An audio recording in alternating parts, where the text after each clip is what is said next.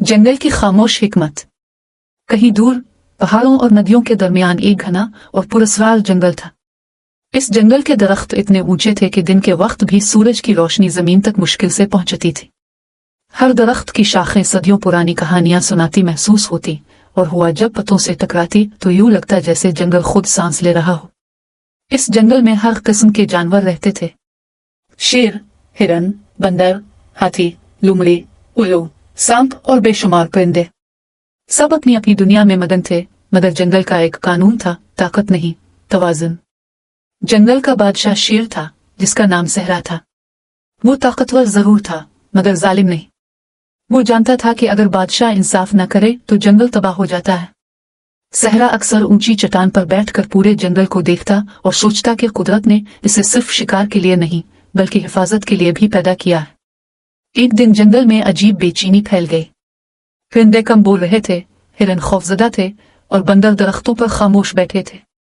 वजह थी एक नया जानवर, काला तेंदुआ, जिसका नाम ज़ारुक था। ज़र्क ताकतवर, तेज और बेरहम था।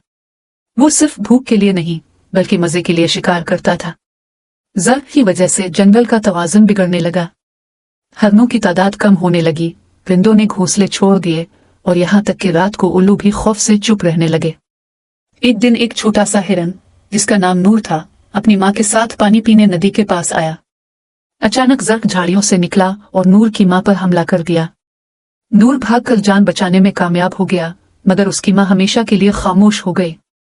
नूर की आंखों में खौफ के साथ साथ सवाल भी था, क्या जंगल में इंसाफ नाम की कोई चीज नहीं? वो सीधा शेर सहरा के पास गया। छोटा हिरन कांपते कदमों के साथ शेर के सामने खड़ा हुआ। सब जानवर हैरान थे कि एक कमजोर हिरन इतनी हिम्मत कैसे कर रहा है।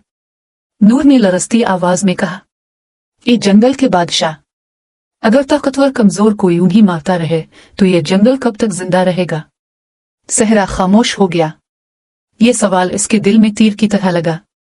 उसने फौरन जंगल की मजलिस बुलाई, जिसमें हाथी दानिश, लोमड़ी चालाकी, उल्लू बीनिश और बंदर चंचल शामिल थे। उल्लू बीनिश ने कहा, ताकत से ताकत को नहीं, अक्ल से शिकस्त दी जाती है। लोमड़ी चालाकी मुस्कुराए, ज़र्क को इसकी भूख से नहीं, इसके गुरूर से शिकस्त दो। हाथी दानिश ने जमीन पर पांव मारकर कहा, जंगल सबका है, किसी एक का नहीं। मंसूबा बनाया गया। ज़र्क को एक ऐसे मकाम पर बुलाया गया जहां तंग घाटी थी, जहां उसकी रफ्तार काम न आ सकती थी।